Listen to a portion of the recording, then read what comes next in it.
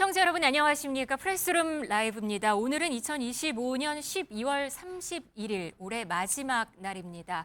어제 주식시장과 환율시장은 모두 마감을 했고요. 모두 화려한 피날레로 마감을 했습니다. 내년은 어떻게 준비해야 될까요? 오늘 프레스룸 라이브는 이 소식부터 경제 라이브로 시작합니다. 고란 경제전문기자 송원재 서울시립대 경제학부 교수 나오셨습니다. 어서 오세요. 안녕하세요.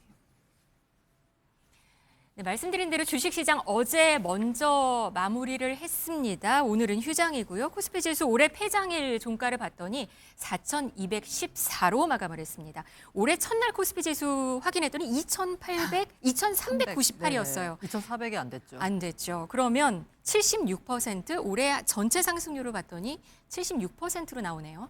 2000년대 들어서 가장 높은 수치이고요. 네. 사실 역대로 보자면 세 번째입니다. 그럼 가장 높았을 때가 언제냐라고 보자면 이른바 3조 호황 시절인 87년입니다. 네. 92.6%. 그리고 그 다음이 아마 예상하시겠지만 우리 외환위기 터지고 나서 닷컴 버블이 있었던 99년 네. 코스피가 82.7% 올랐습니다. 네. 그런데 당시에 코스피 지수 자체를 보자면요. 사실 뭐 1000포인트에도 못 미쳤던 그런 수준이기 때문에 네. 상승 폭만 놓고 보자면 올해가 역대급이다. 그리고 원래 50점짜리가 100점 만드는 것보다 90점이 100점 만드는 게 더 어렵잖아요. 그렇죠. 코스피 지수 자체가 높은 상태에서 이 정도 높은 상승률을 기록했다라는 건 사실 글로벌 증시에서도 우리 코스피 지수 상승률이 가장 돋보이는 성과를 보였습니다. 네, 이런 좀 화려한 피날레라고 표현을 할 정도인데요. 근데 그 뒤, 그 이면을 보면 또 돈을 그렇게 많이 벌지는 못한 사람들이 많거든요. 반쪽 호황이다 이런 지적도 좀 있는 것 같습니다. 그러니까 지수가 굉장히 많이 올랐지만 네. 실제로 지수에 견인하는 것은 두 종목이었어요. 삼성전자와 SK하이닉스였습니다. 그러니까 삼성전자 주식이 우리나라의 대표하는 주식이었고 네. 재작년까지만 해도 거의 10만 전자를 육박한다. 이랬다가 재작년 하반기부터 작년 하반기죠. 네네. 올해 초반에는 뭐 5만 원 밑으로까지 떨어졌던 그 주식이 이제 거의 이제 12만 원까지 올랐잖아요. 네. 네, 그러면서 사실은 이게 기저효과라고 해야 되죠. 많이 내렸던 주식이 또 많이 올랐어요. 근데 사실 SK하이닉스는 뭐 그렇지는 않고 20만 원에서 출발했던 주식이 60만 원으로 거의 3배 이상 올랐죠. 네. 그래서 그 주식을 가지고 계셨던 분들은 상당히 반갑고 좋죠. 네. 해피하실 텐데 네. 근데 이제 보통 주식 투자하시는 분들은 왜 내가 가진 주식만 안 오르지 이런단 말이죠. 네. 따라서 이것이 지수가 많이 올랐지만 주식시장에 투자한 모든 분들이 사실은 뭐 행복한 상황은 아니어서 이런 상황이 과연 어떻게 우리가 해석해야 될지 내년에는 과연 어떻게 될지에 대해서 많은 관심을 갖고 있고 또 우려도 하고 있는 그런 상황이다 이렇게 말씀드릴 수 있습니다. 네. 원달러 환율도 보도록 하겠습니다. 어제 종가 환율은 1,439원이었습니다. 그런데 새벽 2시죠. 그때 야간 거래까지 했을 때는 1,441원으로 마감을 하긴 했는데요. 1,500원 걱정이 있기는 했는데 그래도 환율 종가는 어찌됐든 좀 내려갔습니다. 외환당국의 구두 개입이 있으면서 한 4거래일 동안에 44원 정도 내려갔던 것으로 보이는데요. 그래도 연평균 환율 자체는 1,421원입니다. 그러니까 사상 그것도 최고치 정도 수준인 것 같습니다. 앞서서 코스피 지수 상승률이 역대 세 번째라고 했었는데요. 연말 종가 기준 환율도 안타깝게도 역대 세 번째입니다. 가장 높았던 때는 연말 종가가 뭐 예상하시겠지만 97년 1,695원이었습니다. 그리고 1,400원 넘었던 거는요. 사실 지난해와 올해뿐이었고요. 올해 그나마 정부가 개입해서 지난해 기록했던 연말 종가 환율 1,472.5원보다는 낮은 선에서 거래를 마감시켰습니다. 네. 그런데 말씀하신 대로요. 이 종가는 사실 정부가 개입을 해서 낮췄지만 연평균 환율로 보자면 사실 외환위기 있었던 98년이 높았을 것 같은데 연평균으로 보자면 1,394.97원이었어요. 그러니까 평균적으로 네, 연으로 맞습니다. 였을 때는. 높았을 때는 높았지만 평균적으로 따지면 1,400원 밑이었거든요. 네. 그런데 올해가 1,422원입니다. 그러니까 전반적으로 환율이 고공행진을 했다는 거고 이건 아마 우리 경제의 기초 체력에 비해서도 환율이 너무 저평가된 거 아니냐. 우리나라 원화 가치가 때문에 이건 구조적인 요인이기 때문에 일단 정부 개입으로 1,500원까지 오르는 상황은 맞긴 했지만 이게 환율을 뭔가 구조적인 요인을 바꾸지 않는 한 환율 고환율 시대, 이른바 1,400원 뉴 노멀 시대는 이어질 것 같다라는 게 전문가들 분석입니다. 네, 연말 종가 관리로 기업들은 좀 숨을 돌린 그런 상황이기는 합니다. 근데 이게 일시적으로 정말 눌렸기 때문에 다시 올라갈 수 있다. 내년에는 사실 기업 경영 변수도 있고 이게 또 고물가로 이어질 수 있다라는 그 사실 자체는 변하지 않는 거죠. 그렇죠. 지금 뉴 노멀이라고 얘기하는 것이 실제로 우리나라의 환율이 굉장히 높았던 때는 한국 경제의 위기 상황이었어요. IMF 경제 위기라든가 글로벌 경제 위기. 그런데 지금 아까 좀 전에 말씀하신 것처럼 주식시장은 너무 좋았단 말이죠. 자, 그런데 그렇게 되면 사실은 환율은 주식시장이 좋았다는 얘기는 우리나라 기업의 실적이 좋았고 수출을 많이 했다는 얘기고 그러면 환율은 좀 내려가야 정상이에요. 근데 올해는 지금 그렇지 않은 상황이 생겼기 때문에 이게 지금 처음 보는 상황이거든요. 그래서 이 뉴 노멀이라는 얘기는 정말 이게 앞으로 굳어지면 경제가 굉장히 좋아져도 환율은 고환율을 유지하는 그런 상황이 될 수 있다는 얘기거든요. 네. 근데 지금 한 번도 경험해보지 않은 상황이었기 때문에 정부도 마찬가지지만 기업도 어떻게 대처해야 될지 또 우리 가게에서도 이 상황에서 그럼 어떻게 소비해야 될지 이제 걱정이 되는 상황입니다. 실제로 환율이 지금 정부의 구두 개입으로 사실 연말에 좀 낮아지긴 했지만 네. 그렇다고 해서 뭐 펀더멘털이 바뀐 건 아니거든요. 그러면 내년에 다시 어찌 보면은 그 장마감일 때 1,439원이었다가 새벽 2시 환율이 1,441원으로 올랐어요. 약간 올랐다는 네, 얘기는 네. 결국은 새벽 2시 환율은 외국에서 주로 거래가 되는 환율인데 그러면 외국인들은 우리나라의 환율이 내년에 다시 올라갈 수도 있을 것 같다는 사실 그런 신호로 해석할 수도 있어요. 네. 따라서 정부에서도 좀 긴장해서 바라볼 필요가 있고요. 그다음 내년 환율은 일단 올라갈 확률이 좀 높다라는 것에 방점을 두고 기업도 그렇고 정부에서도 그렇고 좀 대비를 할 필요가 있지 않나 그렇게 생각이 듭니다. 준비를 조금 해야겠군요. 네. 알겠습니다. 올해 2025년이죠. 좀 되돌아보면 참 많은 일들이 있었습니다. 정치는 말할 것도 없고요. 경제 산업 분야에서도 참 맞물려서 다이나믹했습니다. 방금 보신 올해 우리 주식 시장을 봤을 때는 그 결론이 보여주듯이 사실 K 저력을 확인할 수 있었고 또 함께 희망을 볼 수 있었다 이런 분석도 많기는 합니다. 그런데 한 2025년 좀 되돌아봤을 때 어떤 게 좀 눈에 띄는 장면들이 있었는지 두 분께 좀 여쭤보고 싶습니다. 한번 저희 화면 준비했거든요. 이게 인물들 중심으로 눈에 띄는 인물들, 이슈가 됐던 인물들을 표현한 사진입니다. 어떤 모습이 가장 인상 깊었을까요? 저는 치맥회동, 이 올해 기업 회장들 모습, 과거에 검찰청 후터라인에 섰던 그런 모습 말고 좀 친근해진 그런 기업 총수들 이런 이미지가 좀 눈에 띄거든요. 고란 기자는 어떤 게 좀 가장 눈에 띄는 장면, 모습? 사실 뭐 사회 정치적으로 보자면 사실 대통령 탄핵으로 민주주의가 회복된 첫 번째 나왔던 우리 헌재 재판소장의 얼굴이 눈에 띄긴 하지만 네. 저 아무래도 경제를 다루는 사람 입장에서는 올해 캐대헌 신드롬이 가장 주목할 만하지 않을까라는 생각이 듭니다. 네. 이른바 K컬처의 저력이 응집된 결과물이 아닐까라고 하고 있고요. 이게 끝이 아니고요. 이걸 계기로 우리 K컬처 그리고 K컬처 연관 산업이 전 세계로 더 뻗어나갈 수 있기를 26년 희망해 봅니다. 네, 교수님은 어떤 장면이 2025년 경제산업 분야를 딱 생각했을 때 어떤 장면이 가장 인상 깊었을까요? 제일 인상 깊었던 건 저도 고란 기자와 마찬가지로 캐대헌 열풍이었던 것 같습니다. 네. 사실 캐대헌 열풍으로 가장 큰 수혜를 보신 분이 이재명 대통령이라고 전 생각을 해요. 그래요?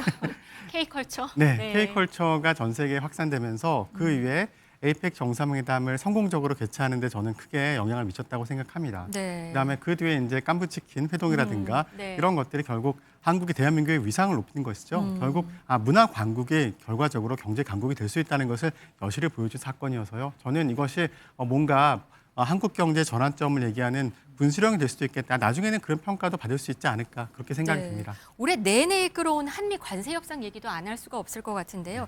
10월 말에 있었던 에이펙 그리고 한미 정상회담 이게 또 빼놓을 수 없는 장면일 것 같습니다. 이때 화제가 됐던 트럼프 대통령에게 준 금관 모형 선물 그거 기억하시는지 모르겠는데요. 이 화답으로 트럼프 대통령이 황금 열쇠를 선물로 보냈다고 합니다. 어젯밤에 이재명 대통령이 SNS에 지금 보시는 화면인데요.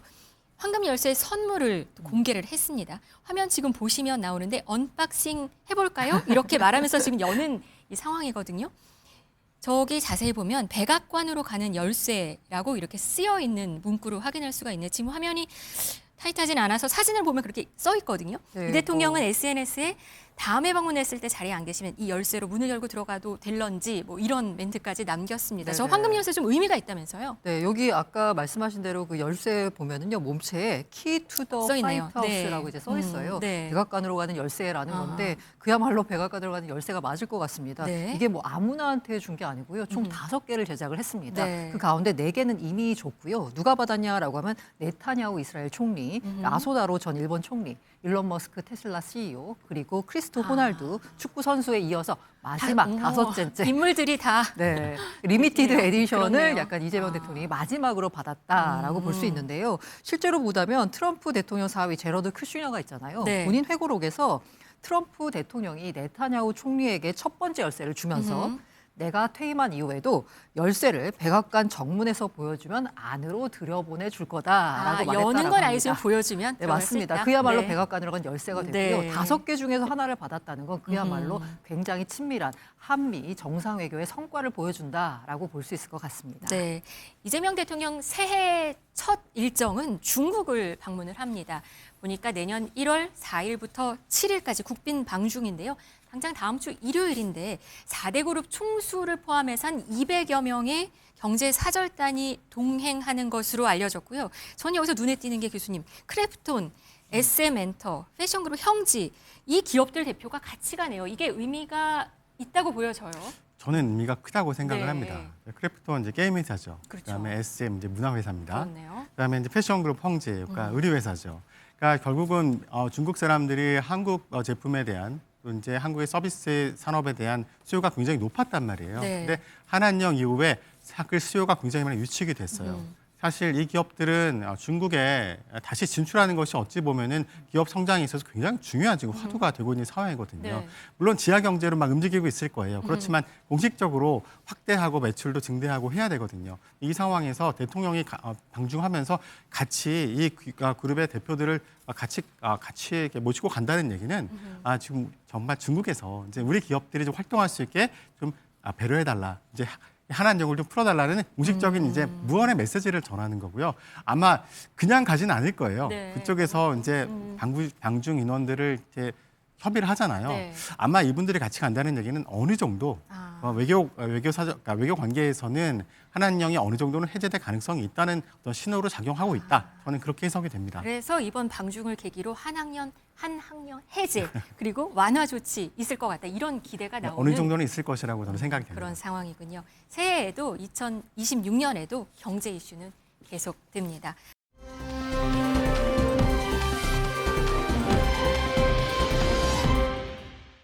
이번엔 쿠팡 청문회 소식으로 넘어가도록 하겠습니다. 어제부터 오늘까지 국회에서는 쿠팡 연석 청문회가 이어지고 있습니다. 어제 청문회를 보면은 김범석 의장이 불출석했는데요. 이 고성이 오갔고요. 또 지금 쿠팡의 대표가 외국인인데 동시통역기 사용 문제로 설전도 이어졌습니다. 먼저 같이 보시겠습니다. 네, 그래서 동시통역기 사용해 주세요, 외국인들. 이거 동시통역기 착용하고 다음 의원님들부터 하겠습니다. 저에 대한 그 형사 혐의가 있음에도 불구하고 그 변호사의 동서를 요청했고 제가 한국을 모름에도 불구하고 한국어 그 문건에 사용이 되었습니다. 제가 제 중단. 통역사를 사용하지 못합니까? 중단하시고요. Is that correct? 동시통역기를 사용해 주십시오. 저는 제 통역사를 사용하고 싶습니다. 감사합니다. 가장 핵심적인 내용을 윤색해서 통역을 했기 때문에 저희가 동시통역까지 준비했습니다. 이 동시통역기 착용하세요. Been given access 뭐 to 하는 any of the 거예요? documents that were 조용히 used today. 하세요. We were working cooperatively at the direction 저희는 of the Korean government. 한국 정부의 지시에 따르고 about that. 있습니다. Do you 이 점에 대해서 think we would send 저희가 divers 공개를 to the 했습니다. river in China? 저희가 If we 중국에서 have not directed to do 하천에서 exactly 답을 that? 보내면서 Do you believe that? 저희가 뭐 자체적으로 혼자서 자의적으로 했다고 그렇게 생각하십니까? Enough. 네, 보통 청문회에서는 국회의원들의 고성만 있는데 이번에는 이 쿠팡 대표도 불쾌감 있는 억양이 좀 눈에 띄기도 합니다. 약간 이게 한국 정부를 우리나라를 무시하는 것 같은 태도를 보여줬기 때문에 굉장히 공분을 샀습니다. 네. 동시 통역기 및 이렇게 고성을 지르면서 했던 데에는 그냥 단순한 감정적인 대응이 아니라요. 굉장히 치밀한 계산이 깔렸다라고 보는데요. 네. 일단 동시 통역기 가지고 왜 이렇게 실랑이를 벌였냐라고 보자면 개인 통역사를 이용할 경우에 사실 통역사를 쓸 경우는 답변 시간이나 전체적인 시간이 한 1.5배 정도 더 걸린다라고 해요. 늘어나죠. 네, 네. 그러다 보니까 이 의원당 할당된 질문 시간이 있잖아요. 이걸 소진하게 만들어서 더 이상 추가 질문이 없도록 하려는 의도가 있었다라고 볼 수 있고요. 네. 일종의 이제 통역을 하는 과정에서 내가 제대로 이해를 못했다라고 하면서 책임 회피의 명분을 쌓았다라고 볼 수 있습니다. 그리고 저는 무엇보다도 이게 제일 큰 것 같은데요. 오히려 감정적으로 의원들이 고성을 지르는 약간 화나는 듯한 모습을 유도했다라는 생각이 듭니다. 이 로저스 대표가요. 네. 이유는 뭐냐면 사실 이 청문회의 본질이 뭐냐면 개인정보 유출 관련된 부분이잖아요. 네. 이에 대한 사후 쿠팡의 대응을 논의하는 자리인데 사실 비춰지는 모습은 서로 고성을 지우고 싸우는 듯한 모습을 보여줘요. 그러니까 사건의 본질을 흐리려는 듯한 모습을 일부러 연출한 거 아니냐라는 생각이 듭니다. 아, 그렇게 해석을 할 수도 있겠군요. 이번 청문회에서는 그리고 쿠팡에서 일하다가 숨진 노동자 가족들이 지켜보러 왔습니다. 국회에 왔다가 이런 모습을 보고 울분을 토했습니다. 보시겠습니다. 최근 언론에서 보도된 여러 가지 산재 은폐 내용들이 확인이 됩니다. 이 내용 당시에 알았어요, 몰랐어요? Not a single one of these documents have been 이 authenticated. We 문서들의 have 진위 not 여부는 전혀 hidden 확인되지 anything. We have worked 않았습니다. with 재판장님 정말 죄송합니다. 이 자식들아. 너무 괘씸하고 분하고 정말 용서할 수가 없습니다. 제발 좀 김범석을 잡아주십시오. 제발 부탁드리겠습니다. 지금까지도 저희에게 연락조차 없고 묵인하고 있습니다. 묻겠습니다. 사과가 그렇게 힘드십니까? I am so sorry.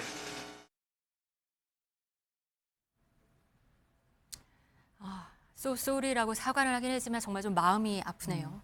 네, 이게 사실 유족 입장에서는 굉장히 억울한 부분이기도 하겠지만 앞서서 이제 검찰의 좀 외압 의혹 뭐 이런 것까지 제기됐던 사건이잖아요. 네. 그러니까 법적으로 봤을 때 아직 쿠팡이 뭔가 죄가 있다. 산재가 의심된다지 산재로 확인된 건 아닙니다. 때문에 아까 로저스 대표의 발언에서 드러났듯이 문서의 진위 여부가 확인되지 않았다라면서 네. 끝까지 책임을 발뺌하는 듯한 모습을 보였고요. 맨 마지막에 보였던 I'm sorry라고 하는 건 일종의 이제 현장에서 분위기가 너무 격양되어 있던 상황이기 때문에 임시 방편으로 말한 거지 이게 책임을 지겠다의 의미는 아니다라고 생각하시면 될 것 같습니다. 네, 쿠팡은 청문회 발표 하루 전날에 보상책이라고 내놨습니다. 여러분들 많이 보셨을 텐데요. 사실 이 쿠팡팩 소비자들은 거의 이건 우롱이 아니냐 하면서 불만을 표시하고 있는 상황이거든요.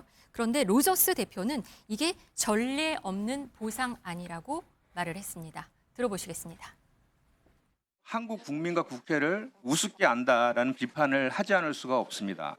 이보다 더 나은 보상안을 제시할 용의가 있는지만 답을 하시라고요. 저희 보상안은 약 1조 7천억 원에 달합니다. 이것은 전례가 없는 보상안이라고 생각을 합니다. 전례가 없는 보상안이다. 뭐 규모가 많다. 1조 7천억 원이라고 말을 했거든요. 근데 미국 기업들은 사실 현금으로 보통 보상을 하지 않나요? 지금 이렇게 쿠팡처럼 쿠폰으로 이렇게 뿌리면서 하는 게 이게 어떻게 이해를 해야 되는 거예요? 저도 처음 들어봤습니다. 네. 그러니까 지금 네. 쿠폰도 뭐 쿠폰을 받은 분들이 마음대로 사용할 수 있는 것도 아니잖아요. 네. 이게 사실은 쿠폰은 평소에도 발급을 많이 하잖아요. 그럼 그때랑 지금이랑 뭐가 다른 거냐? 사실 이렇게 반응할 것 같아요. 쿠팡이 원래 가입을 한 회원 중에 오랫동안 사용을 안 한 사람들에게 또 일부러 쿠폰을 막 마케팅이라는 줍니다. 얘기가 이게 나와요. 마케팅이죠.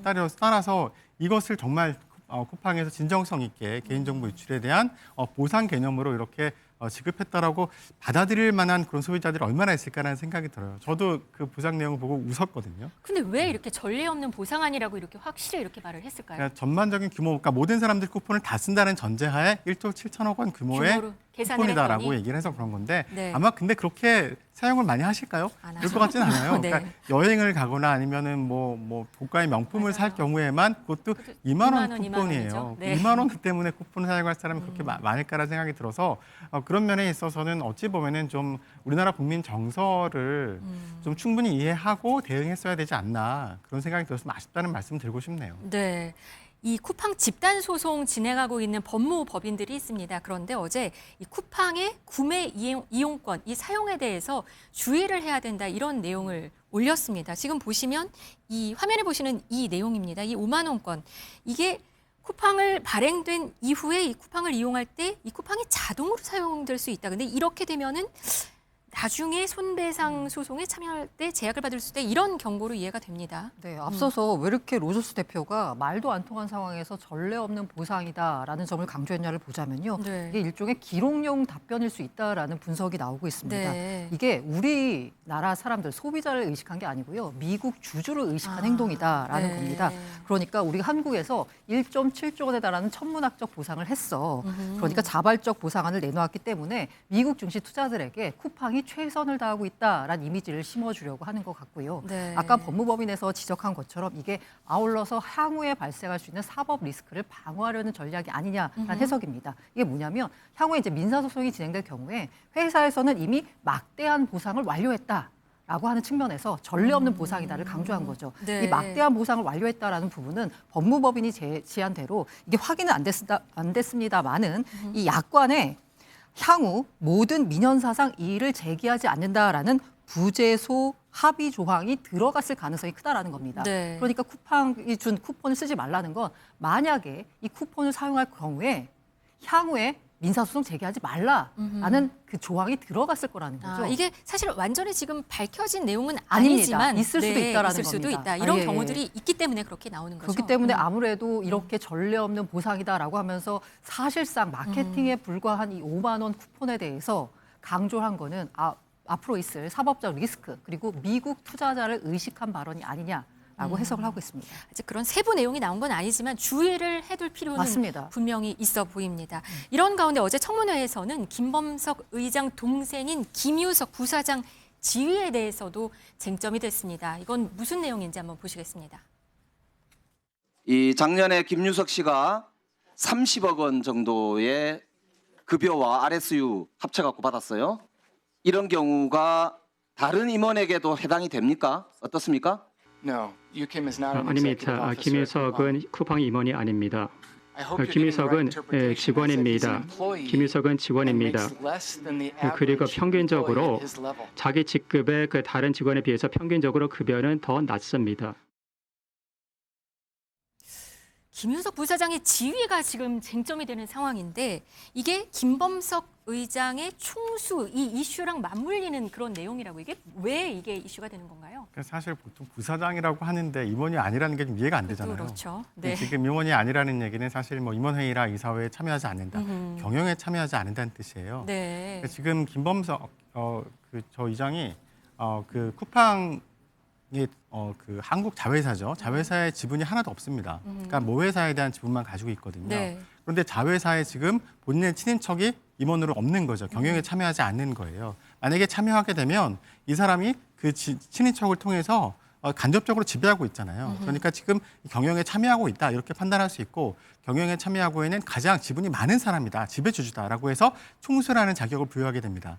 그러면 기업의 총수가 되면 그러면은 뭐 사익 편취라든가 등등 우리나라에서 그 기업에 대해서 견제하고 또 규제할 수 있는 내용들이 좀 생겨요. 근데 그것을 피해 나가기 위해서 실질적으로는 자기 동생을 자회사의 부사장으로 앉혔으면서도 이제 임원 지위를 주지 않은 것이죠. 그게 되게 이상한 상황인 거예요. 그러니까 쿠팡이 사실은 이게 결국은 본사가 미국에 있기 때문에 미국 기업이에요. 근데 오늘 얘기가 나오진 않았지만 사실 이게 법인세 이슈와도 사실 관련이 좀 있습니다. 네. 그러니까 이제 보통 법인세라는 것은 본사의 사업장 소재지가 어디냐에 따라서 그 나라의 거세권이 있거든요. 네. 그러니까 지금 쿠팡은 거세권이 지금 미국에 있는 기업이에요. 따라서 이런 것들이 정말 뭔가 좀 근데 쿠팡이 대부분의 사업 활동, 매출 활동은 다 국내에서 이루어지고 있잖아요. 그러니까 이러면서도 우리나라 정부에서는 규제를 하지 못하고 있는 상황에 대해서 지적을 하는 것이고 여기에서 뭔가 특단의 조치가 필요한 게 아니냐 그런 목소리들이 나오고 있습니다. 정부는 국정조사도 추진할 계획이라고 하고요. 방금 지금 쿠팡 청문회가 지금 현장에서 열리고 있는 상황인데요. 오늘 방금 나오는 게 김유석 방금 보니까요. 방금 우리가 얘기했던 쿠팡팩 보상안에 대해서 주의해야 된다라는 얘기를 했잖아요. 근데 이 부재소 조건이 없다고 지금 말한 걸로 방금 속보로 전해지고 있는 상황 말씀드리겠습니다. 정부는 국정조사 추진할 이런 계획이고요. 그리고 정부는 이 쿠팡의 횡포를 되풀이하는 것을 막아야겠다. 이렇게 얘기를 하고 있습니다. 그러면서 어제 정부가 발표한 내용 중에 경제협력, 경제형벌 합리화 방안이라는 것을 공개를 했습니다. 이게 독과점 과징금을 3배로 올리겠다 이런 내용이 있습니다. 쉽게 어떤 내용인가요? 사실 그 많은 분들이 얘기할 때 아니 쿠팡이 이렇게 한국에서 저런 태도를 보이는 아나무인적 태도를 보이는 이유가 뭐냐라고 봤을 때 어차피 뭔가 과징금을 내고 처벌금, 보상안을 내봐야 쿠팡의 매출액이나 경제 규모에 비해서는 3발의 피해 불과할 거다라는 겁니다. 네. 그러면서 하는 얘기가 만약에 미국에서 이런 일이 있었으면 회사가 문을 닫을 정도로 휘청했을 거다라는 얘기를 하거든요. 그게 미국에서는 징벌적 손해배상이 굉장히 광범위하게 인정이 되고 있습니다. 그러니까 회사가 어떤 잘못을 했을 때 그 잘못을 원복시키는 배상에 더해서 징벌적으로 앞으로 사회에 이런 일이 더 일어나서는 안 된다라는 모범, 본보기 사례로 어마어마한 배상을 물리는 조치거든요. 네. 그런데 국내에서는 이게 사실 형벌이 굉장히 약했어요. 금전적인 형벌이. 그래서 징역형 등 형사 처벌을 하는 대신에 기업의 입장에서 가장 심각한 건 뭐냐? 바로 기업이 휘청할 정도로 어마어마한 벌금을 내게 만드는 방법이거든요. 네. 그래서 과징금 등 금전적 제재를 통해서 억지력을 강화한다라는 취지고요. 이 반칙행위를 한 독과점 기업이 감당해야 될 과징금을 기존보다 한 3배 정도 올린다라고 보시면 될 것 같습니다. 지금 화면에서 계속 그 청문회 현장 그림 지금 보고 계시는데요. 오늘도 지금 개회부터 위증 고발 예고가 있고요. 또 쿠팡 측의 자료 제출 거부에 대한 비판으로 시작하면서 개회부터 격돌이 지금 심하다고 합니다. 교수님, 이게 그리고 담합되는 최대 매출의 30%를 과징금으로 내게 하는 제도가 이제 시작이 만약에 된다 그러면 네. 여기도 이제 영향을 받게 되는 건가요? 영향을 받았으면 좋겠는데요. 네. 네, 지금 그렇게 해봐야 제가 간단히 계산을 해봤더니 아까 고란 기자님 말씀하신 것처럼 쿠팡의 전체 매출액을 감안했을 때 그렇게 큰 타격을 줄 만큼은 아니거든요. 근데 이제 이 제재의 대상이 되는 기업이 쿠팡만 있는 건 아니기 때문에 과도하게 또 올릴 수가 없는 상황이에요. 따라서 제 생각으로는 쿠팡에 대한 글쎄요, 쿠팡에 대한 특별법을 만드는 것은 좀 어렵겠지만 좀 예외 규정을 적용해서 쿠팡에는 실질적으로 타격을 입힐 만큼의 어떤 그런 페널티를 과해야 되지 않을까, 뭐 그런 생각은 좀 듭니다. 네.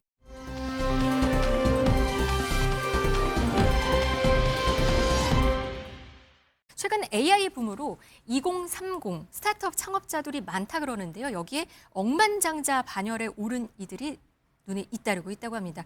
고란 기자, 지금 초고속 AI 억만장자예요.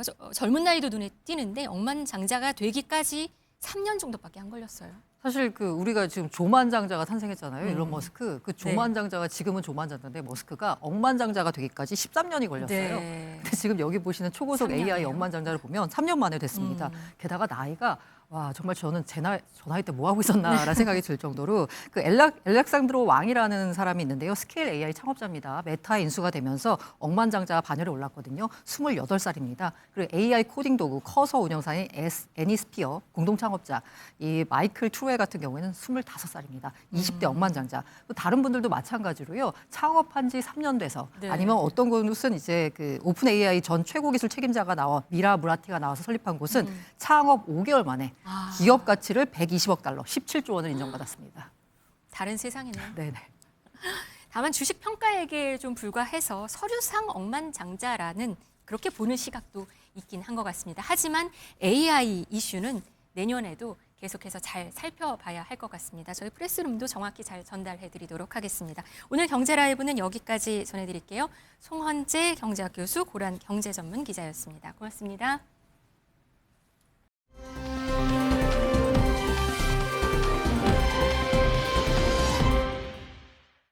네, 이어서 뉴스라이브입니다. 실시간 관심 끄는 화제의 뉴스들 또 하나하나 만나보겠습니다. 내란 우두머리 혐의를 받는 윤석열 전 대통령 그리고 김용현 전 국방장관 비상계엄을 설계하고 실행한 두 사람이 한 법정에 섰습니다. 두 사람과 조지호 전 경찰청장 등 8명의 재판이 어제 병합됐는데요. 이후 김 전 장관에 대한 증인 신문이 진행됐습니다. 윤 전 대통령은 늘 시국 상황을 걱정해왔다 계엄 선포를 옹호하는 주장이 잇따랐습니다. 대통령께서 제가 참 특이하게 느꼈던 것은 정말 한시도 안 빠지고 하루 24시간을 오직 국가와 국민, 민생만을 걱정해 오셨던 분입니다. 200석 가까이 되는 거대 야당이 국민의 삶에는 전혀 관심이 없고 오직 방탄, 탄핵, 특검 여기에 매몰되어 있는 그런 상황이 너무나 가슴 아프고 안타까워 하시는 적이 많았습니다. 조지호 전 청장 등에게 계엄 문건을 전달한 것도 본인의 임의 판단이었다. 보고한 적은 없다면서 내내 윤 전 대통령 엄호를 자처하는 모습이었는데요. 특검 측이 자꾸 피고인 윤석열 하니까 피고인이 친구냐 호칭을 문제 삼는 일도 있었습니다. 안감이 관저에서 윤석열과 김용현이 방첩, 수방, 특전 사령관들과 함께 한 모임, 그리고 윤석열, 김용현이 방첩 특검본인 김용현이 특검본인 네. 친구입니까? 윤석열이 김용현이가 뭡니까 지금? 이하상 변호사님, 아니 그러니까 제가 빨리 얘기하잖아요. 정말 그렇게 말하면 안 되죠. 알겠습니다.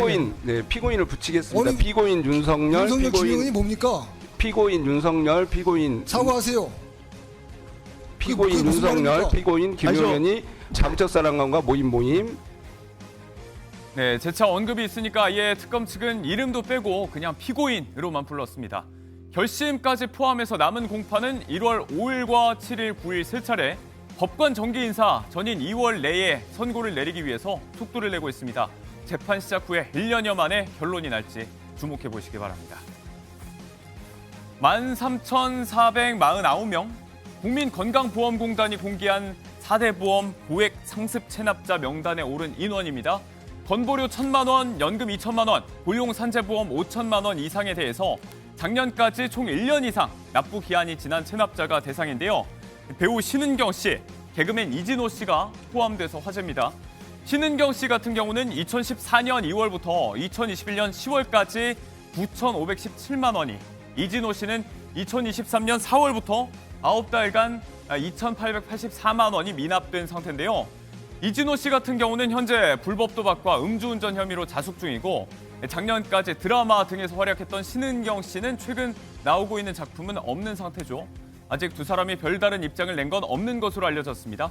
한편 공단이 공개한 이번 명단은 지난 3월부터 1, 2차 심의위를 열어서 납부 동료와 소명 기간을 제공한 뒤에 최종적으로 추려낸 결과입니다. 자, 그리고 방금 들어온 소식 하나 전합니다. 배우 안성기 씨가 많이 위중한 모양입니다. 현재 중환자실 치료 중인데요. 보도에 따르면 전날 오후 음식물을 먹다가 목에 걸려서 심정지 상태에서 심폐소생술을 받으면서 응급실로 이송이 됐다고 합니다. 그간 완치 판정을 받았던 혈액암이 재발하면서 활동을 중단하고 치료에 전념해왔죠. 건강이 많이 안 좋다. 동료 배우 박중훈 씨를 통해서 근황이 전해지기도 했는데요. 소속사도 정확한 상태와 경과를 확인 중이라고 합니다. 관련 소식이 들어오는 대로 다시 전해드리겠습니다. 자, 다음 소식도 이어가겠습니다. 지급기한이 이제 2달도 채 안 남았습니다. 지난 2월 중순에 추첨한 로또의 한 회차 1등 당첨금 12억 8,485만 원, 여전히 그 주인을 기다리고 있습니다. 서울 지역의 한 판매점에서 팔린 것으로 확인이 되고 있는데요. 동회차 수천만 원대의 2등 당첨금 한 건 역시 미수령 상태입니다. 남은 한 달 남짓 기간 안에 안 나타나면 당첨금은 자동으로 소멸이 됩니다. 복권 기금으로 전환돼서 공익사업에 쓰이게 되는데요. 업계는 보통 이런 미수령은 단순 부주의에서 비롯된다고 전하고 있습니다. 복권 산 걸 잊어서, 잃어버려서 등등의 이유로 지난 5년간 없어진 로또 당첨금만 2천억 원을 훌쩍 넘는다고요. 관계자는 집과 차 등에 보관 중인 복권이 있는지 다시 한 번 더 확인을 하고 추첨일로부터 1년 이내 반드시 수령을 해달라고 당부했습니다. 이 늠름한 자태의 어미를 졸졸 따라오는 이 새끼 호랑이들. 숲을 속에서 한 마리씩 쏙쏙 모습을 드러내서 중국에서 이렇게 야생 백두산 호랑이 6마리가 한 번에 발견돼서 우리에게도 화제가 되고 있습니다. 어미가 한 9살 정도, 새끼들이 6에서 8개월 정도로 추정이 되고 있는데, 이 야생 백두산 호랑이가 이렇게 4마리 이상 새끼를 낳은 것도, 동절기에 이렇게 많이 살아남은 것도 이례적이라고 합니다. 세계적인 멸종 위기종이죠. 이 영상이 촬영된 이 중국의 훈춘 지역 국립공원에 약 70마리 정도가 서식 중이라고 하는데요. 국내에선 자취를 감춘 지 100년이 됐지만 이렇게 중국 땅에서 명맥을 이어가고 있습니다. 오늘 날이 많이 추운데 보기는 어떨지 남은 겨울 건강하게 날 수 있길 바라는 마음, 동물 이야기도 잠깐 해봤습니다.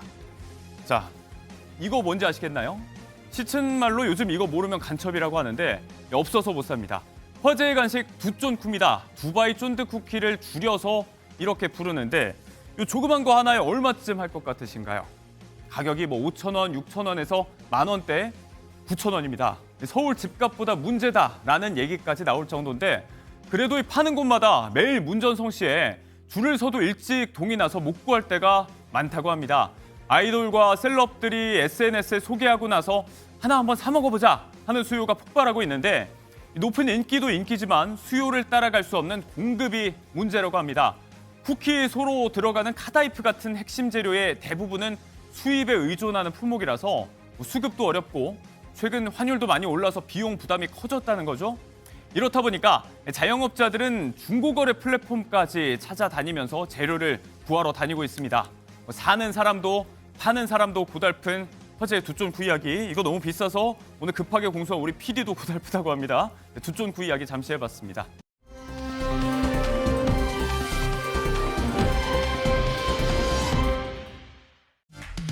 중요 세상 성세 부동산세 양도세 세상 세금 너무 많아 안수남의 세세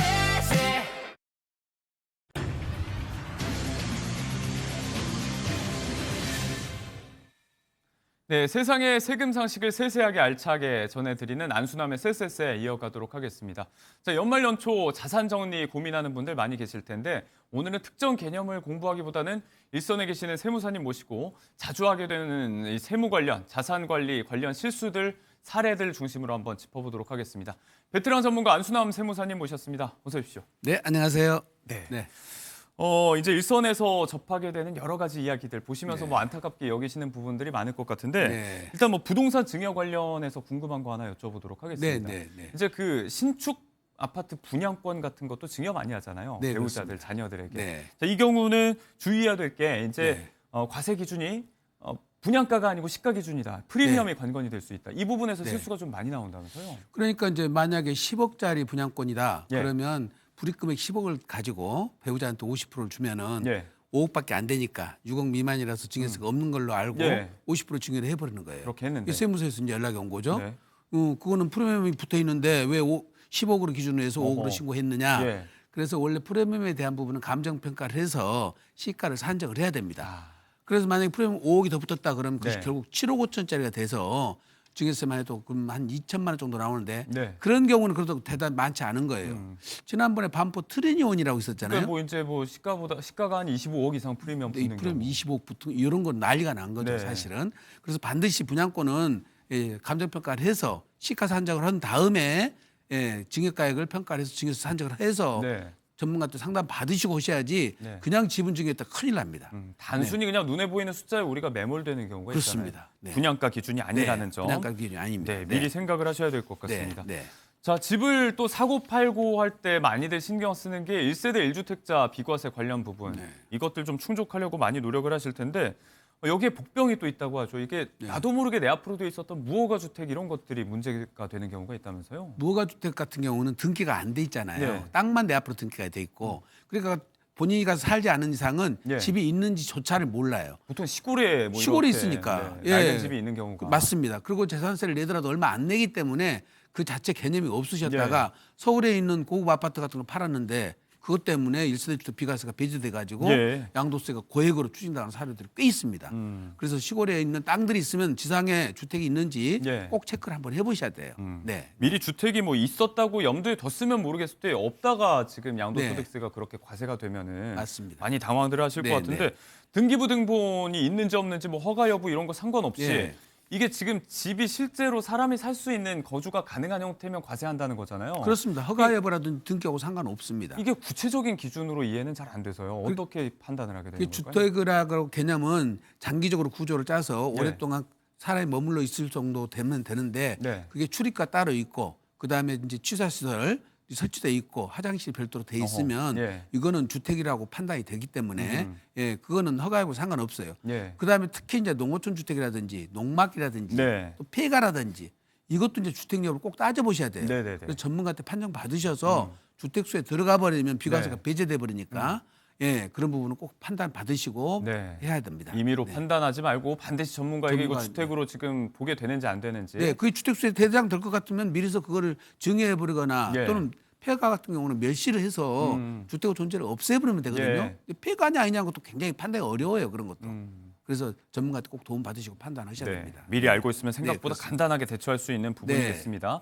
1세대 1주택 비과세 문제의 관건이 될 수 있는 변수들에 대한 이야기인데 관련해서 저희가 좀 살펴볼 내용은 또 일시적 2주택자 특례에 관한 부분입니다. 이건 이제 집을 언제 사고 또 언제 파느냐 이런 거에 따라서 내게 되는 세금, 처하게 되는 상황이 완전히 달라질 수 있다는 건데 간단하게 이제 신규 주택 취득하고 나서 3년 뒤에 3년 안에 그 기존 주택 처분하면 된다 이렇게 많이들 알고 계시잖아요. 이 이상으로 안 따져봤을 때 세금 폭탄이 들어오는 경우가 있다면서요. 옛날에는 일시적 1세 주택이 2년 안에 매각을 하면 되도록 돼 있었습니다. 그때는 제한 요건이 없었어요. 그런데 기간을 3년을 연장해 주면서 하나 함정이 생겼어요. 종전주택을 보유하고 1년이 지나서 신규 주택을 취득하셔야 되는데 신규 주택 취득 시기에 대한 제한이 있다는 걸 모르고 그냥 1년 안에 사버리시는 거죠. 그리고 이제 3년 안에 파는 것만 신경 쓰시고 양도하는 집이 내가 비과세요건 충족됐다고만 판단하셔서 매각을 해버리면 제일 중요한 1년 지나서 취득하는 여기에서 걸려본다는 거죠. 그러니까 일시적 2주택자 특례를 노리고 지금 기존 주택에 집을 한 채 더 사겠다는 분들은 1년이 지나야 된다. 그러니까 그렇습니다. 올해 1월 1일에 샀으면 1년이 넘어서 내년 1월 2일부터 지금 사는 집에 맞습니다. 비과세한다는 거죠. 그러니까 내가 사자마자 바로 사버리면은 3년 안에 팔아면 결과적으로 2년 안에 비과세가 되는 쪽 꼴이 돼버리잖아요. 그래서 그런 제한을 둔 겁니다. 이게 또 조정 지역인 경우와 아닌 경우가 또 다르지 않을까요? 또 그거 다른 것은 없어졌어요.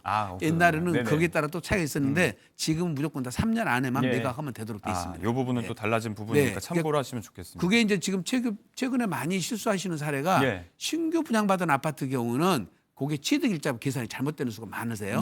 근데 그래서 등기 접수일로 판단하시는데 등기 접수일이 아니라 잔금일과 준공일 중 늦은 날이에요. 그러니까 내가 준공 떨어지고 보통 잔금을 내거든요. 그다음에 등기를 치거든요. 그러니까 등기를 기준으로 해버리면 3년이 경과돼서 한두 달 지난 다음에 양도하는 경우가 생겨버립니다. 그래서 취득 시기 판정을 정확하게 전문가한테 받으셔야지 본인들이 판단하시면 안 되거든요. 이것도 이제 정리를 해보자면 건설사로부터 신규 분양받은 아파트는 잔금일과 준공일 중에 더 늦은 날. 그러니까 잔금 치르고 나서도 준공이 아직 안 된 아파트라고 하면 준공일이 기준이 되는 거지만 맞습니다. 뭐 등기부 접수한 거 이런 건 상관이 없다. 등기로 상관은 없는데 등기 접수일도 취득일로 보시는 분도 있고요. 본인이 또 신축한 경우는 준공일, 실제 사용일 좀 빠른 날이거든요. 그거는 또. 그래서 이 부동산이 하도 복잡하기 때문에 일반인들 상식으로 판단해서 큰일 납니다.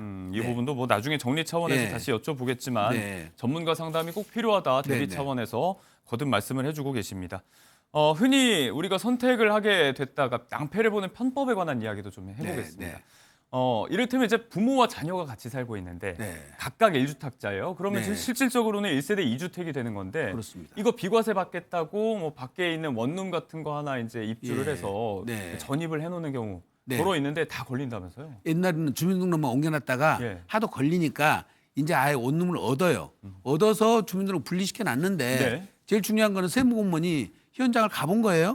가봤더니 사람이 실제는 안 살고 얻어만 놓고 월세는 나갔는데 실제는 부모님과 계속 같이 산 거예요. 그래서 위장 세대 분리했다가 적발되는 케이스가 지금 보신 것처럼 주민등록만 옮겨놓은 것은 당연히 걸리고 실제 임대까지 했음에도 불구하고 실제 거주를 안 하면 또 걸립니다. 그래서 자, 철저하게 저희가 좀 경각심을 가져야 된다는 차원에서 꼬치꼬치 한번 좀 물어볼게요. 그러니까 대부분 적발이 된다고 했는데 이를테면 지금 밖에 있는 원룸에다가 뭐 가구라든지 세간살이 같은 거 다 갖다 놓고 실제로 사람이 사는 것처럼 정교하게 연출을 하는데도 걸린다는 거예요? 근데 제일 중요한 것은 실제 거주를 해야 되잖아요. 그러면 실제 거주를 하면 제일 중요한 것이 공공요금이 발생을 해요. 전기요금, 수도요금이 기본 요금이 아니라 어느 정도 사람이 생활하면 예를 들어서 수돗물은 30톤 이상을 썼다든지 전기는 얼마 몇 킬로와트 이상 써야 되거든요. 보편적인 어떤 기준이 있겠네요. 그렇습니다. 근데 이제 아예 그 킬로와트가 자체가 텅텅 비워놓고 계속 집만 비워놓은 상태 같으면은 거의 공공요금 안 나오잖아요. 기본요금만 나와버릴 때는 그때는 실제 사람이 안 살았다는 것이 입증되고 요즘 같은 거는 좀 배달 상품 같은 경우 그럼 본인이 거주했다면 배달 상품 같은 게 들어왔어야 되거든요. 원룸이면 또 1인 가구니까 필수적일 텐데. 필수적이죠. 근데 그런 것들이 근거가 안 나온다는 거지. 그래서 걸리는 겁니다. 사실상 뭐 들키지 않는 게 더 어렵다는 이야기인데 유념을 하셔야 될 부분입니다. 세무사님 입장에서는 사실 그 전에 나 찾아와서 한 번쯤 상담을 했다면 이거 다 방지할 수 있었던 부분일 텐데 라는 답답함이 좀 있으실 텐데 세무사께서 보시기에도 이거는 좀 황당한 과세 사례인데 싶은 그런 사례도 있었을 것 같아요. 제일 많은 것이 오피스텔 사고예요. 오피스텔. 이거 오피스텔은 일반인들은 굉장히 쉽게 생각하시는데 예. 취득세라든지 종합부동산세라든지 재산세에서는 업무용으로 판단을 하고 본인이 주거용으로 썼을 때 네. 주택으로 신청하면 그때부터 주택 수에 포함됩니다. 예. 그렇기 때문에 취득세라든지 재산세는 종합부동산세 그렇지만 양도소득세는 실제 사용을 해버리면 주택이 돼버려요. 이게 또 지난 시간에 해주신 말씀인데 네. 이 경우는 지금 서류상의 어떤 뭐 명명된 부분보다도 실제적으로 판단하십니다. 주거를 했는지 안 했는지. 그렇습니다. 그러니까 일반 사업자로 등록을 하고 네. 부가시세 신고까지 다 했는데도 불구하고 예. 현장 나가서 주거용으로 썼으면은 주택수에 카운트가 돼버리니까 제일 많이 적출되니까 또 저희들이 강조하니까 예. 오피스텔 갖고 계신 분들은 정말 조심하셔야 됩니다. 이거는 주택이다 생각하시고 판단하셔야 되고 예. 두 번째가 이제 다가구 주택이 제일 많이 아직도 사고가 예. 제일 많이 납니다. 엊그제도 다중주택 갖고 계시면 오셨는데 네. 똑같아요. 거기도 예, 지금 말씀드린 것처럼 3계층 이하에다가 660제곱미터에다가 맞아요. 19세대 이하를 해야 되는데 옥탑에 예, 증축 무단 증축을 했다든지 또는 가구 수를 늘렸다든지 네. 면적을 늘려가지고 이걸 하나라도 위반해 버리면 네. 공동주택으로 가가지고 어허. 예, 전체를 비과세 해주는 것이 아니라 예. 19가구 같으면 18가구는 과세 마지막 한 가구밖에 안 해주는 거예요. 그렇기 때문에 세금 네. 차이가 엄청나게 많이 나기 때문에 꼼꼼하게 꼭 챙겨 보셔야 됩니다. 이거는 전문가한테 상담 꼭 받으셔야 돼요. 이 부분은. 네. 저희가 지난 시간에 또 1세대 1주택자 비과세 부분 이야기하면서 예외 조항들 따져봤던 부분들이 다시 네. 한번 정리를 좀 네. 해주셨습니다. 네. 사실 뭐 세무사 입장에서는 현장 실사를 직접 간다든지 뭐 구체적으로 말을 해주지 않으면 또 판단하기 어려운 부분도 있을 것 같아서 네. 각자가 유념을 좀 해야 될 것 같은데 그렇습니다. 도저히 또 좀 예측하기 어려운 사례도 있잖아요. 좀 헷갈리는 부분들. 이를테면 뭐 재건축, 재개발, 조합원, 입주권 이런 것들은 어떻게 되나요? 그 부분은 정말로 이게 전문가도 헷갈리거든요. 예. 본인들이 집이 있으니까 멀쩡하게 집을 샀다고 생각하셨는데 관리 처분 전에 산 것은 예. 주택을 산 거지만은 관리 처분 후에 산 거는 입주권을 산 거예요. 그렇죠. 그러니까 보유기간이 달라지고 장기 보유 특별공제 여부가 달라져 버리고 네. 취득 시기가 달라지고 다 달라지기 때문에 세금 차이가 굉장히 많이 납니다. 경우에 기존 따라서. 조합원은 이제 그 전까지 다 보유 기간으로 보는데 맞습니다. 입주권을 취득한 사람은 지금 네. 시점이 어떻게 되는 거예요? 그럼? 입주권을 취득해서 입주권을 양도하면 세율 기간을 따질 때는 취득 양도 시기를 가지고 보유기간을 계산하는데 네. 준공이 떨어지잖아요. 아. 그때는 준공 떨어지는 날부터 다시 계산을 해요. 그럼 그때부터가 이제 실질적인 주택 보유 기간이 주택 보유기간이 돼버립니다. 네. 그래가지고 그게 이제 2년 미만이거나 그러면은 장기 보유 특별공제도 안 되죠. 예. 세율은 단기 세율 걸려버리죠. 큰일 나버리죠. 네. 세금 차이가 굉장히 많이 납니다. 실제적으로 이제 입주권을 승계 취득했다가 네. 이거 뭐 단기에 또 양도하면서 세금 폭탄 맞게 되는 경우가 네. 적지 않다고 하는데 실제로 어느 정도 물게 되나요? 그러니까 승계 취득하신 분들은 준공 전에 양도를 하면은 네. 보유기간 2년 넘기 때문에 일반 세율을 적용받거든요. 예. 그러면 차라리 준공 떨어지기 전에 파셔야 되는데 아. 준공 후에 팔아버리면 단기 양도가 돼서 1년 미만이면 세율이 70%, 예. 2년 미만이면 60%니까 네. 세금 차이가 말도 못하죠. 이거는 네. 뭐 기본적으로 4-5배 차이 나버립니다. 네. 예, 또 상가를 갖고 계시던 분, 나대지를 갖고 있던 분이 예. 조합은 입주권으로 취득해도 똑같아요. 그분들은 옛날부터 보유기간을 계산한 것이 아니라 네. 옛날에는 상가를 갖고 있었잖아요. 그다음에 조합은 입주권으로 변환된 다음에 네. 준공이 떨어지면 준공 떨어진 날로부터 보유기간을 계산해요. 그런 분들도 지금 마찬가지로 단기 보유가 돼서 네네. 세율이 70% 60%짜리 적용되면 세부 부담이 굉장히 커져 버립니다. 이게 자산의 종류가 바뀌어 버렸다든지 네네네. 이런 형태가 변경돼 버렸다든지 네. 여기서 세금 차이가 많이 나기 때문에 이런 케이스에서 꼭 전문 세무사님들한테 상담 받으셔야 됩니다. 그러니까 입주권과 신규 주택을 각각 따로 보고 지금 계산을 한다는 거고 맞습니다. 상가 나대지의 경우도 지금 새로 신규 주택에 대해서는 따로 과세한다는 부분인데 그렇습니다. 이 경우를 지금 일괄적으로 뭐 단기 보유로 봐가지고 너무하다 싶은 과세 사례도 있었다면서요? 그러니까 이제 심지어는 30년 된 땅에다가 주택을 지었어요. 근데 주택을 그박 부득이하게 9개월 만에 팔았어. 예. 그럼 1년 미만 보유니까 70%짜리가 적용되잖아요. 집에 대해서는 그렇죠. 그렇습니다. 그런데 그럼 땅에 대해서는 그 세율이 어떻게 적용될 것이냐가 문제인데 그거는 따로 보는 게 아니에요 지금? 저희들 전문가들도 따로 보는 줄 알았어요. 예. 근데 기획재정부 유권 해석이 아니라는 겁니다. 그래요? 예, 주택의 보유기간에 딸린 거라서 그것도 똑같이 단기 양도로 봐서 70%짜리를 적용해서 지금 세금 폭탄을 맞은 사례가 있어요. 30년을 보유했는데. 맞습니다. 그래서 이거는 좀 너무 억울하돼 가지고 지금 소송에 들어가 있는데 네. 소송 결과를 좀 지켜봐야 될 것 같은데 네. 저희들의 부분은 조금 무리한 과세가 아닐까 이런 생각을 합니다. 네. 어쨌든 그 전문가들마저도 헷갈리도록 돼 있는 게 이게 세법이라서 네. 예, 두 군데 세 군데 가서 확인을 꼭 하셔야 됩니다. 나중에 또 하나의 판례가 될 수 있으니까 결과가 나오면 좀 정리를 맞습니다. 해주시면 그건 한번 결과 나오면 한번 다시 한번 알려드리겠습니다. 알겠습니다. 네. 반대로 이번에는 준비를 철저하게 잘해서 네. 절세 효과를 크게 봤던 모범 사례로 꼽을 만한 부분도 있을 것 같은데 네. 소개를 좀 해주실 수 있을까요? 상속세는 세율이 높아가지고 세금이 너무 많잖아요. 근데 이게 상속세를 절세할 수 있는 방법은 없으니까 미리미리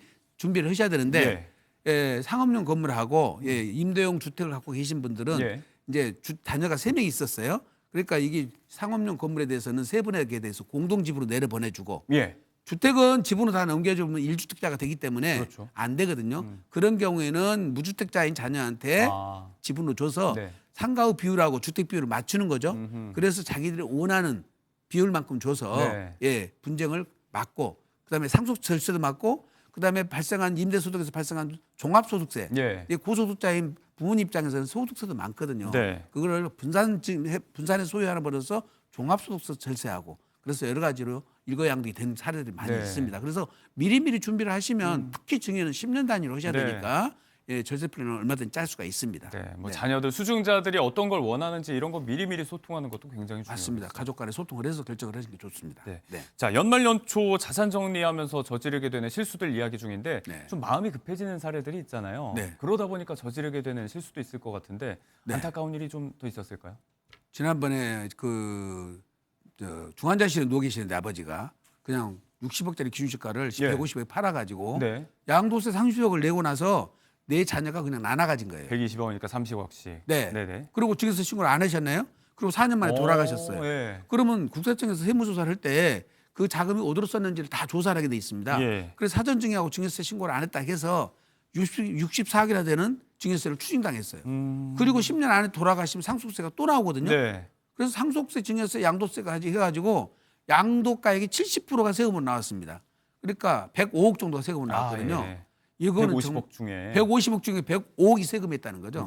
이거는 정말 세금 폭탄을 큰 폭탄을 맞은 거죠. 이 경우도 뭐 미리 상담하고 준비한 다음에 현저하게 줄일 수 있는 부분인데 전문가의 상담이 필요하다는 점 연말에 세무 관련 실수 사례들을 중심으로 이야기해봤습니다. 안수남 세무사님과 함께했습니다. 고맙습니다. 네.